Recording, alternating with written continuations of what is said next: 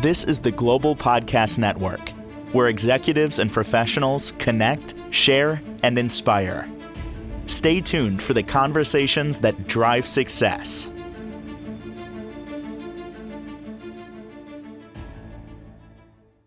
This is what I love about her. What we're going to talk about today, I'm going to believe, is not exactly what she practices. She has centers for acupuncture, wellness, massage, but she's also a registered nurse, by the way. But this topic is so important. We're talking about hearing loss and how potentially in the near future, there's going to be many with hearing challenges thanks to earbuds, earpods, headphones, all different devices. We're going to dig into that today. Love what she brings to us. Path to Wellness is her practice, and she's Teresa Wilkinson back on the program. How are you doing today? I'm doing great. How are you doing, Steve? Real good, real good. Even before we get going, I am going to say, because of years of wearing headphones, my hearing is not the way it was. And I know what it is. I know what it's from. And even it came to a point, I'd be in a studio, and this is years back, where people in the studio would say, "Why do you have that up so loud?" They could hear my headphones, even though I have them on, what I was listening to. And I'm like, really? He goes, yeah. I didn't realize it. I was progressively making it louder because I needed to. And that was then. Think about so many current generations, and even just a few years ago, it's going to be an epidemic. That's my prediction in terms of hearing loss. What are your thoughts? I agree. And did you know over half of the people over 75 have hearing loss? And we have so many different reasons. Now, my question to you is, I would think that wearing headphones would have protected your hearing. Well, if you keep turning them louder, no. Okay. Point made.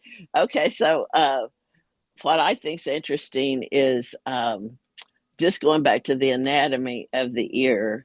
And then I do treat hearing. It's a common thing, and that's what made me want to bring it up, is because I've had the few people just this past week that have come to me for hearing loss, or what you would call tinnitus, which is ringing of the ear. And so that's kind of the beginning, sometimes a sign that you're starting to have hearing loss. So I wanted to just talk a little bit about, well, there's risk factors I want to talk about, but I kind of wanted to get into the anatomy of the ear. And I don't know if we can see this diagram. Yeah. But we've got the outer ear, the middle ear, and the inner ear. And what I think is interesting is this is coming right from the entrance of our ear right here through our cheek area. And believe it or not, our eardrum connects with our eustachian tube, which connects with our nose and our throat and everything. So there's actually, our eardrum is kind of like just like a drum. And then we have three little bones that do a vibration that send the vibration into this. It reminds me of a seashell, and they call it the cochlea. Mm-hmm. But there's actually fluid in there and tiny hairs. Now, the fluid in the tiny hairs, what I think is fascinating is they send an electromagnetic, so there's nerve endings there that send electromagnetic information to the brain. And I think that's fascinating. We go back to this electromagnetic energy stuff, but it's actually these little hairs are transmitting electromagnetic waves to the brain. Like, when you think about it, it is just, it's amazing. And also, like, I look at it this way. We eat things, right? We're like, my stomach will take care of it. My system, it'll process. You eat this garbage. You throw things in. After a while, your body's going to be like, I can't do this anymore, dude. Like, you can't keep feeding me this. And then you have digestive issues. Now think of your ears. We don't even think about it. Take it for granted that these little hairs are receiving the vibration of air in the air and sending it to the brain. So it'll be fine, especially when you're younger. Man, I don't worry about that. My body's great. I'll take care of it. No. After a while, it says no. And now you have hearing loss. It's amazing how it all works, how sensitive it is. Yeah, so my big deal is number one, prevention. So many people go to rock concerts, and especially like you say, these coming generations Yep. that go to rock concerts, and they're so loud, and nobody's really protecting their ears. Now, I have always protected my ears, going back in the day when they didn't really know that much about hearing loss, and even though it was just Kleenex wadded up in my ear, it actually helped prevent damage. Yep. So now we have earbuds that are very common, so everybody can have those if they go to a concert or listen to music. Um, One thing, of course, we have the obvious where these guys that are, we've just come out of a 20-year war, and there's still more war going on all around the world, and all the explosions and compression and guns and all that cause hearing loss. So veterans will have an issue unless they're wearing hearing protection. A lot of times they're not even thinking of that because they're not thinking, hey, this could damage my hearing for the future. Now, one thing. And by the way, I want to interject if I may. Yeah. You're describing my father. And from artillery going off, he had hearing loss in one ear. And forever, growing up as a kid, he'd what? And Right. because they didn't protect, they didn't even think about it. They didn't even think about it. Now we're more aware. Yeah. But the other interesting thing is I've had a patient, she's fairly young, around 40, and she plays keyboard at church. Well, right now with the contemporary services, they amp up that volume. Now, a lot of times at the door, they're handing out earbuds to people because they play the music so loud. So she's constantly, even at practice, asking them, please turn it down, please turn it down. So she's wearing ear protection all the time. And then if there's any event, a loud music going off, she is in danger. She has an episode, like, say she was at a birthday party, they blew out the candles at the cake, it set off the fire alarm. She's running out of the building. It turns out they rented an Airbnb, or they were at a motel.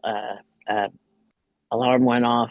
She ends up. It's kind of like Murphy's Law. If there's something that's going to go wrong, so she's coming in for a acupuncture treatment to get over that episode. And so I asked her. I said, "Well, have you thought about maybe doing traditional service at a church where you could just play the piano?" And then you're not having to be where the Wow. music is amped up. Wow. But By the way, when I go to a church, I want to hear it amped up. I love music, so I love live music. And honestly, I'll pick where I go partly based on on the music. on the music. What was her situation where she came in for acupuncture? It was about hearing. So what was she describing?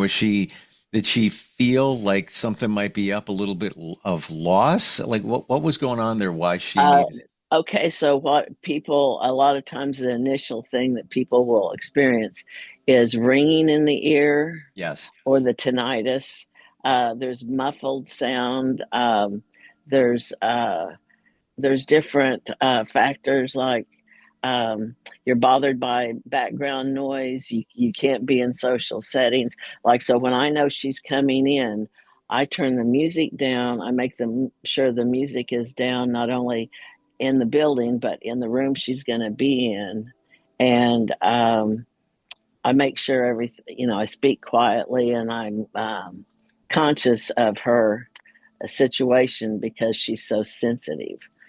But this is another thing I wanted to bring to people's attention, and that's dealing with, say, their parents and the aging process.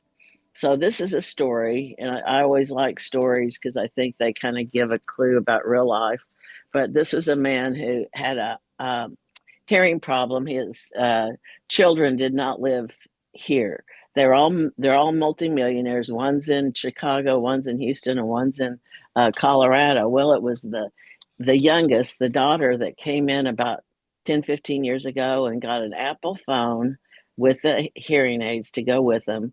And I will say I've had a lot of people that are younger that have hearing loss that have told me that they love the fact that they can use an Apple phone, or maybe it's an Android too, but it can control, say they're going through an airport, they can do a setting where they can just hear the person they're with and not all the background noise. Yep. Or they're at a conference table full of, being at a conference, and they can put their phone in the middle of the table and just hear everybody talking and not background noise. So the key thing about the technology we have is we can use this technology to improve the hearing aid situation. And there's a variety of hearing aids out there, but they've made it now where you can make it more convenient and accessible Yep. to your needs and in your different environment situations. And so, yes, fortunately for hearing aids, there's a lot of great technology. It's pricey, but I mean, you can it's pricey. Bluetooth to Yeah, your hearing yeah. aids. There's so much going on. And fortunately, with a lot of devices, especially Apple devices, there is a limiter in there which will limit the amount of volume. And yeah, I think that's impactful. However, it's still over a period of time. You keep listening, fatigue, and all of that, and a lot you can defeat it as well. So I mean, Well, what either way, happened? we got challenges. Well, what happened with this one man is he had always had a flip phone. So she comes in and buys him, this expensive setup with the iPhone and the hearing aids, but she makes no arrangements. She just flies in, does it, flies back out. Makes no arrangements for him to learn how to use an iPhone. No arrangements on how to even put the hearing aids in. So Mm, he's clueless. He's older. He doesn't know about technology. He's totally clueless. So they just set on a shelf. He just continues with his flip phone, and he continues not hearing. mm. As years go on, that affects your social life. It affects your ability to communicate. It affects your ability, I want to say, affects your personality. And it makes you more shut in, not wanting to be in social situations. Yeah. But anyway, what affects me is when I'm doing a treatment on somebody that can't hear, or they take their hearing aids out, for Pete's sake, I'm having to go right to their ear to talk to them. So I'll have to stop what I'm doing and then go right to their ear and say something, and then go back to what I'm doing, and then go right up to their ear and talk, and then go back. So I want them to wear their hearing aids when I'm doing a session so we can communicate. So when you have somebody that can't hear you, it's really at a disadvantage, even in a treatment setting. But now, going back to his situation, because he never did get to use those hearing aids, she took him to an attorney. He thought he was signing a trust for his kids to get his money.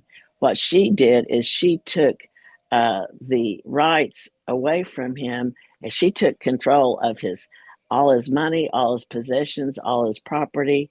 And so while he was visiting his son in Houston, she sold this house. This house was Art Deco, historic.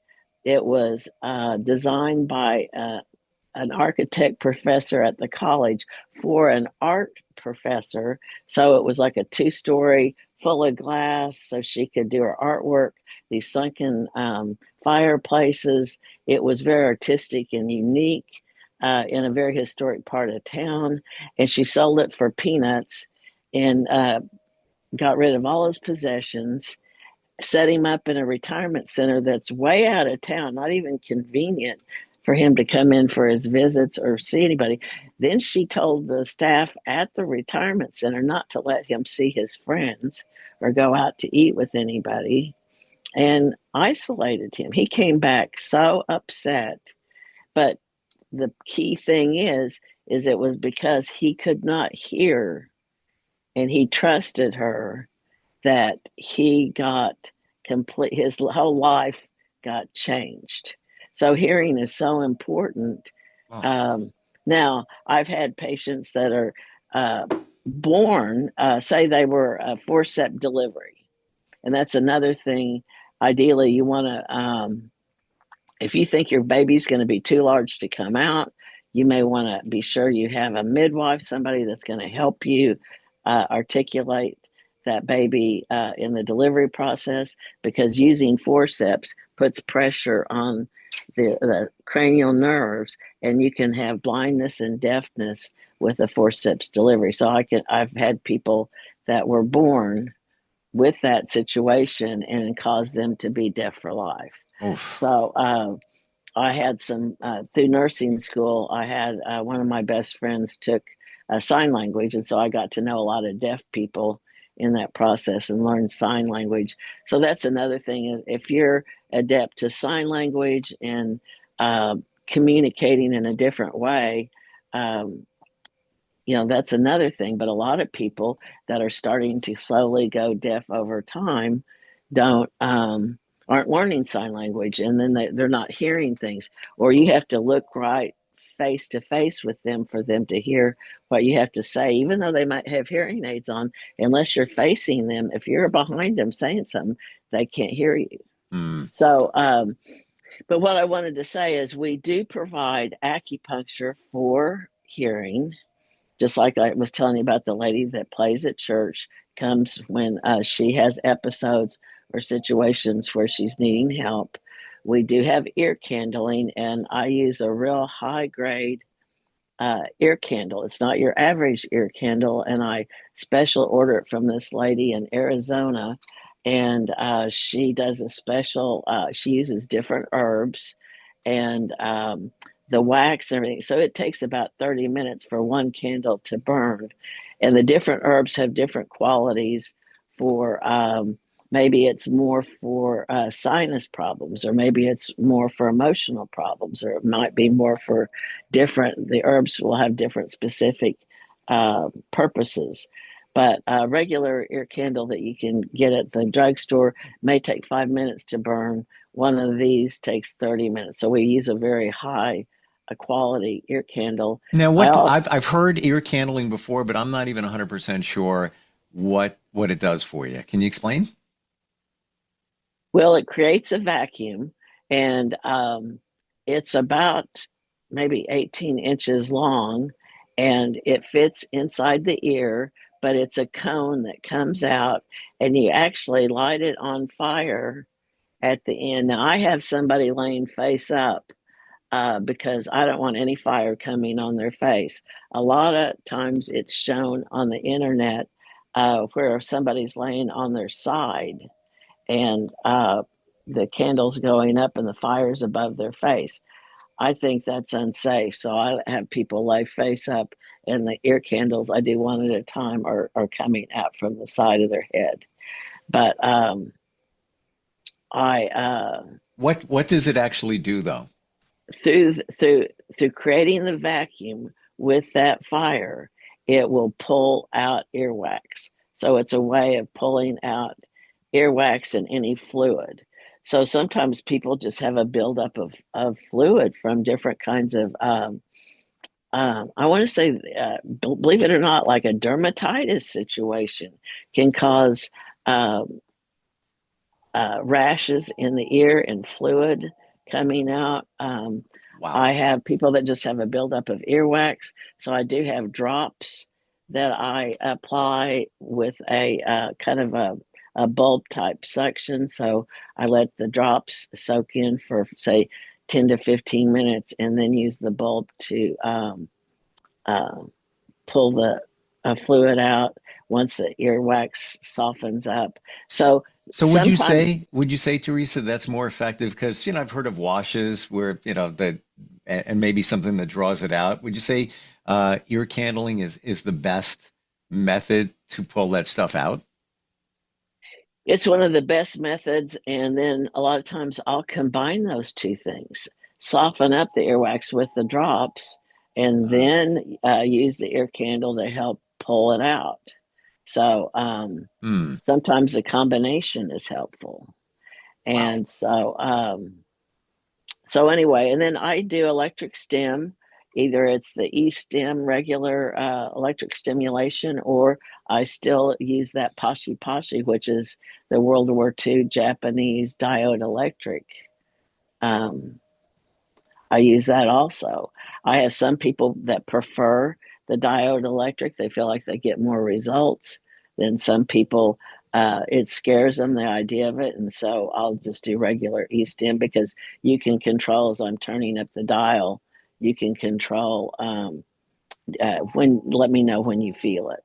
And then they have control of the situation. So I wonder, ear candling, why a practitioner wouldn't use some device that has some suction. Why would it be creating a vacuum with a candle? Why is that better? I'm just asking. I don't know.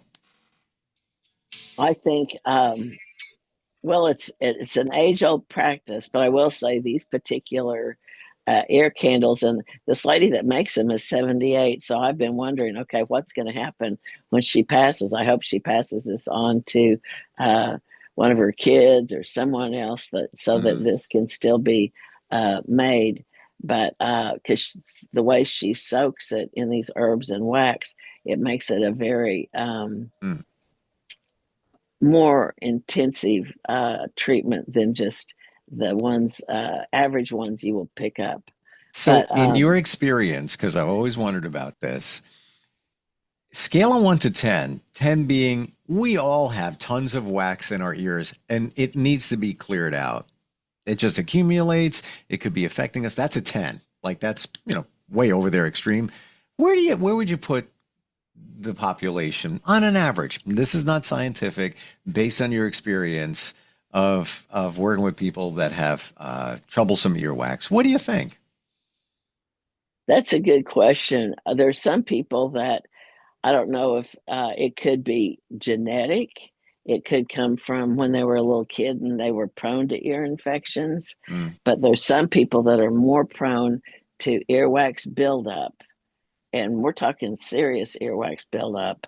Because I've known people that have used like bobby pins to dig it out and that kind of thing. So that can be dangerous because you can puncture your eardrum. So, do not try this at home. Like so even when I put a Q-tip in, I'm very careful. You go slow at that. Oh my gosh, I can't even. well, I think it's important, and some people have an opinion about it, but Hmm, after I take a shower, and I use a towel to dry around my ears, yeah. but I still use a Q-tip at a surface level to get all the moisture out. So I kind of make sure that I keep my ears Hmm, clean. And hmm, so I think a lot of people don't clean their ears yeah. and stuff builds up, and who knows what kind of dirt and things in the environment. Say you're a farmer and you're out in the field. I mean, everybody's got a different profession of what they may be, their environment is, of Sure. what they could expose their ears to. But what's important is that if you are farming, if you're mowing, if you're in manufacturing, if you're uh, whatever you're in, protect your ears. And we have the earplugs now. We've got headphones now, and even a lot of the younger people are using headphones to listen to stuff on their phone. So the only thing I can say is when I see someone walking down the street or walking across the street and they have uh, headphones on, they are not aware of their environment. They could get hit by a car if they're not paying attention. And then there's that. And it's so interesting that we'll protect our eyes. We'll wear sunglasses. Something's coming at you. What are you going to, you react to block it so it doesn't hit your eye. When it comes to your ears, we take it for granted. We don't even think about it. Yeah, it would be fine. Certainly, as we said before, with all devices, you have a limiter on there to prevent it from getting past a certain level. Just be aware of it. Teresa, thank you for today. You run deep. Yes, your practice is the path to wellness. Yes, you do massage, acupuncture, holistic treatments and healing, but you're so passionate about helping people, even right down to protecting their hearing. I love it. Thank you. How do You're we find you? welcome. How do we connect with you? If somebody's got a Okay. question, All right. Well, you can always connect through the website, Path to Wellness, Tulsa, Oklahoma, or tulsapath.com. And we're here in Tulsa, Oklahoma, easy to access. You can make appointments online or give us a call. And I always, on my business card, I have my cell phone so people can always text me and keep in touch. you are our go-to when when it comes to holistic healing and wellness. Seriously, and what we talked about today, so important. And anybody in the know saying the same exact thing. We're going to have a generation of people that have hearing challenges. Let's stop that. It's true. It's true and so important. Thank you again for today. I really appreciate it. Okay. You bet. Thanks. Thank you. Thank you. All right. This is the Global Podcast Network, where executives and professionals connect, share, and inspire. Stay tuned for the conversations that drive success.